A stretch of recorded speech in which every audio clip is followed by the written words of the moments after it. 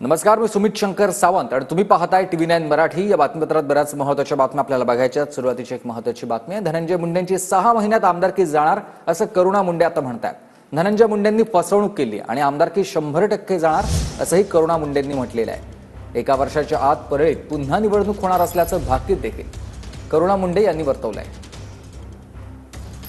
मागणी काय असणार आहे, तुमच्या काय मागणी केली याचिकामध्ये? तेच मागणी केलेली आहे की त्यांनी फ्रॉड केलेला आहे आणि याच्यामध्ये 6 महिन्याची जेल आहे आणि त्यांची आमदारकी पण 100% याच्यामध्ये रद्द होणार आहे। आमदारकी कधीपर्यंत रद्द होऊ शकतात, काय तुम्हाला माहिती आहेत का? बघा, ते कानून आहे, न्यायालय आहे, त्याच्याबद्दल मी काय एक डेडलाईन देऊ शकत नाही। बहुत एक 6 से 7 महीने और बहुत झाला तो कम से कम 1 वर्षाच्या आतमध्ये परत ये इलेक्शन परलीमध्ये होणार आहे।